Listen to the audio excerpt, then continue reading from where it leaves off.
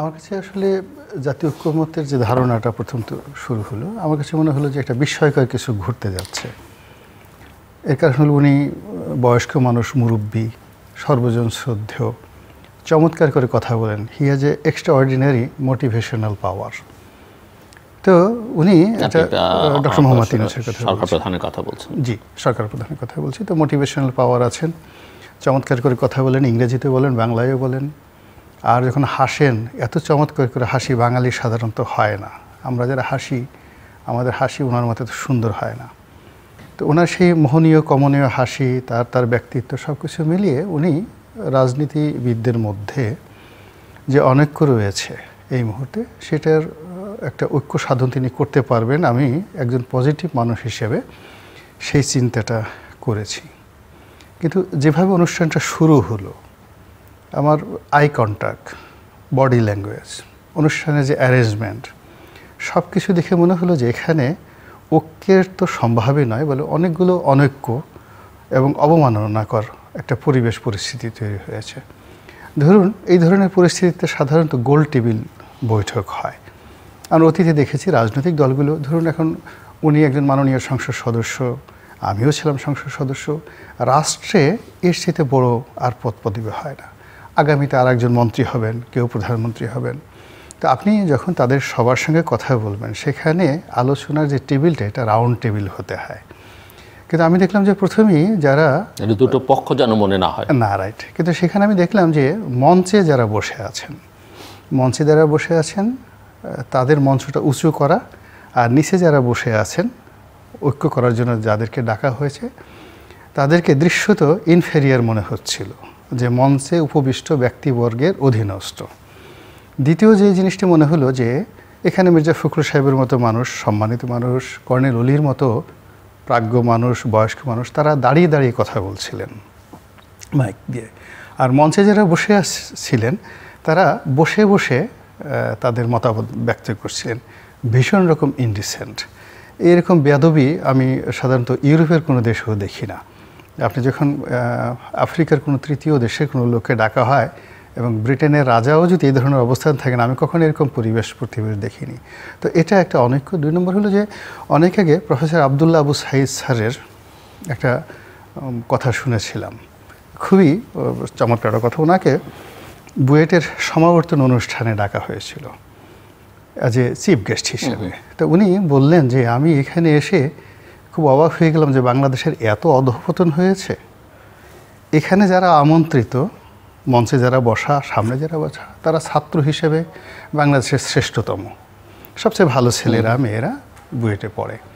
আর আমি বাংলায় পড়াশোনা করেছি, একে তো ঢাকা বিশ্ববিদ্যালয়, তারপর আবার বাংলা এমন একটা সাবজেক্ট, সবচেয়ে খারাপ ছেলেরা মেয়েরা পড়ে।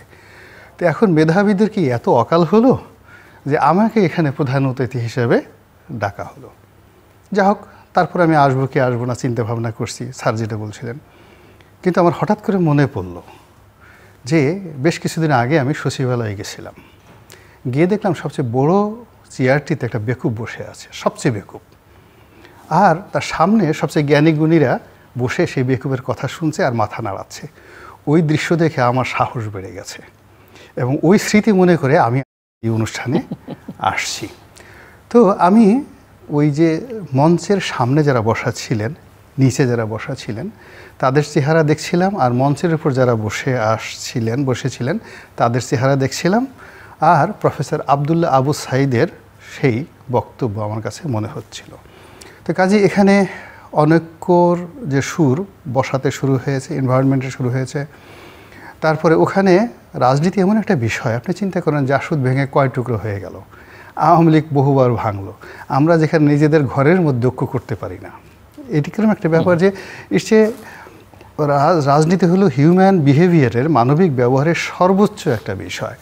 এখানে ঐক্য করার মতো ঘটনা কোনো মহামানব পৃথিবীতে জন্ম নেয় নাই, এখনও পর্যন্ত কেউ কখনো এই কাজ করতে পারেনি। সময়ের প্রয়োজনে কেবলমাত্র রাজনীতিবিদরা নিজেদের সাথে যখন ঐক্য করে, তখনই ঐক্য করা হয়। তৃতীয় কোনো শক্তি, সেটা মিলিটারি পাওয়ার হোক, জুলিয়াস সিজার হোক, নেপোলিয়ন বোনাপার্ট হোক, কখনো কোনো দেশের রাজনৈতিক ঐক্য করতে পেরেছে এটা আমি দেখিনি। ফলে এই যে এখানে যে সরকারি অর্থ ব্যয় করে যারা এই কাজ করছে, তারা আমার ক্ষুদ্র মানুষ, তারপর আমার কাছে মনে হচ্ছে এটা wastage of time, money and energy. আর যারা যাচ্ছেন আমার কাছে এটা শোভনীয় মনে হচ্ছে না। এবং তারা ওখানে যেভাবে গিয়ে যে ট্রিটমেন্ট পাচ্ছেন, এর আগে একবার গেলেও কর্নেল ওলি সাহেবকে ঢুকতে দেওয়া হলো না। তারপর আবার মাহমুদুর রহমান মান্না সাহেবের মতো মানুষকে একবার দাওয়াত দিয়ে যে এইবার শুনলাম 21 অনুষ্ঠানে অপমান করা হয়েছে, মানে তাকে ঢুকতেই দেওয়া হয়নি। এবং তিনি এসে এতটা অপমানিত হয়েছেন, আমি জিন্দিগিতে ওনার মুখ দিয়ে কখনো এরকম নেতিবাচক কথা শুনি। উনি বললেন যে আমার জীবনে কখনো এরকম অপমানিত হয়নি। তো সেই দিক থেকে এই যে যা কিছু হচ্ছে, যারা কিছু কাজ করছে, এদের কথা কর্ম সব কিছুর মধ্যে এবং চিন্তা চেতনার মধ্যে কোনো ধারাবাহিকতা নেই। ফলে এখানে ঐক্যের তো কোনো সম্ভাবনা নাই। এবং ইতিমধ্যে গত মানে সেই আগস্ট থেকে আজ অবধি বিশ্বাস করেন যে অনৈক্যগুলো রাজনৈতিক অঙ্গনে তৈরি হয়েছে। স্বাধীনতার পরে এইরকম অনৈক্য কখনো তৈরি হয়নি। জামাতের সঙ্গে বিএনপির অনৈক্য হবে, ছাত্রদল শিবিরের বিরুদ্ধে গালাগাল করবে, শিবির ছাত্রদলের লোকদেরকে আক্রমণ করবে, এটা স্বাধীনতার পরে আমরা কেউ কল্পনা করিনি। এই বাস্তব অবস্থা কিন্তু এখন এখানে ঘটছে। এখানে দেখুন রাজনীতিতে একটা সবসময় একটা সিনিয়র জুনিয়র একটা বিষয় থাকে। যারা বিভিন্ন দলে, যেমন ভাই যে দল করতেন, আমি ছাত্রলীগ করতাম, কিন্তু উনি একটা দলের খুব বড় নেতা ইউনিভার্সিটিতে, কিন্তু আমি কখনো তার সামনে রাস্তায় দেখা হলে মাথা উঁচু করে কথা বলবো, আমার এই কালচার কখনো হয়নি, এখন পর্যন্ত হয়নি। কিন্তু এই গত 7 মাসে আমরা দেখছি যে সমাজ থেকে এই যে মান্যগণ্যতা, এই জিনিসগুলো উঠে গেছে। যে যাকে পারছে অপমান করছে, গালাগাল করছে, পায়ের উপর পা তুলে সে ক্রস লেগ করে যেভাবে একে অপরকে অপমান করা হচ্ছে, এবং যে কোনো মানুষকে ছোট করা হচ্ছে। তুমি কিছু জানো না, তুমি বেঈমান, তুমি মুনাফেক, তুমি কাফের, তুমি অগণতান্ত্রিক, তুমি ফ্যাসিস্ট। আপনি কি বলছেন যে বেয়াদবদের রাজত্ব এখন? ঠিক, এটা বেয়াদবদেরও রাজত্ব না, মানে যে যেখান থেকে পারছে, যার অবস্থান যে ভালো আছে, সে সেটাকে ম্যাটেরিয়ালাইজ করে। বেয়াদবি তুঙ্গে এখন। হ্যাঁ, বেয়াদবিও তুঙ্গে না, এটাকে একসঙ্গে অনেকগুলো জিনিস, বেয়াদবি, নির্বুদ্ধিতা, অরাজকতা, বিশৃঙ্খলা, এবং যেটাকে ইংরেজিতে বলা হয় ফেরোসাসনেস। মানে এত ফেরোসাসনেস যে মনে হচ্ছে যে আমাকে যদি যে আক্রমণ করতে আসছে, সে আমার সাথে কথা বলবে না, সে আমার গলা টিপে ধরবে ডাইরেক্টলি, সে আমাকে মারবে, সে আমাকে খুন করে ফেলবে।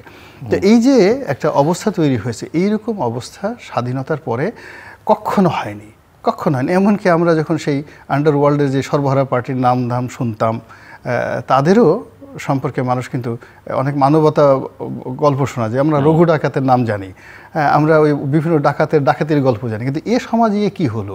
আপনি চিন্তা করেন, একটা বাসের মধ্যে যেভাবে মানে গণডাকাতি হলো, যেভাবে গণরেপ হলো, এই ঘটনা তো আমাদের এই বাংলায় কখনো ঘটেনি। তো এত খুশির মধ্যে একটা পুলিশ এটা যাকে বলা হয় অটোরিকশাকে থামানোর চেষ্টা করছে। সেই অটোরিকশাকে থামানোর চেষ্টা করার পর সেই অটোরিকশা সে ঝুলে আছে, আর অটোরিকশা প্রায় 1 মাইল পর্যন্ত একটা পুলিশকে টেনে নিয়ে গেছে। এটা কি বাংলায় সম্ভব? একজন মোটরসাইকেল আরোহীকে একজন পুলিশের মানে সাব ইন্সপেক্টর থামিয়েছেন, সার্জেন্ট থামিয়েছেন, তো তাকে খুব অকথ্য ভাষায় গালাগালি করছে, সে বাপ মা তুলে, যে তোদেরকে যে টানিয়ে রাখা হয়েছে, এত কম করা হয়েছে, ভবিষ্যতে আরও করা হবে। তারপরে সেই লোক মানে সহ্য করতে না পারে সে ভিডিও করছিল, একটা পুলিশের সার্জেন্ট ভিডিও করছিল। তো এই ভিডিও কেন সে করছে, এই জন্য তাকে আর 1 দফা গালাগালি করা হলো। ফলে কী হলো দেখেন, আমাদের দেশে না পুরো জিনিসটা উল্টে গেছে। চোর এখন মুনিবকে শাসন করছে, তারপরে শেষে আপনি মালিক মানে এখন কর্মচারীর পায়ের কাছে সে নতজানু হয়ে বসে আছে। তো সব মিলিয়ে এখানে যে কীভাবে হবে, কি ইলেকশন করবে, কি স্থানীয় কি জাতীয় ইলেকশন, আমার সিক্স সেন্স বলছে যে আমরা একটা ঘূর্ণিপাকের মধ্যে পড়ে গেছি সবাই। সেই আমাদের দক্ষিণাঞ্চলে একটা জায়গা আছে, সেই 5টা নদীর আগুনমুখা নদী, সেই আগুনমুখা নদীর মোহনাতে এই বাংলাদেশের মধ্যে সবচেয়ে বড় ঘূর্ণিপাক হয়, এবং ওখানে এখনও কোনো বড় লঞ্চ যেতে সাহস পায় না। পদ্মা, মেঘনা, যমুনার মিলিত স্রোত তেঁতুলিয়া হয়ে বঙ্গোপসাগরে পড়ার আগেই এটা একটা ঘূর্ণিপাক যা যায় ওখানে নিচে নিয়ে যায়। তো ওটাকে অনেকটা ব্ল্যাক হোলের মতো।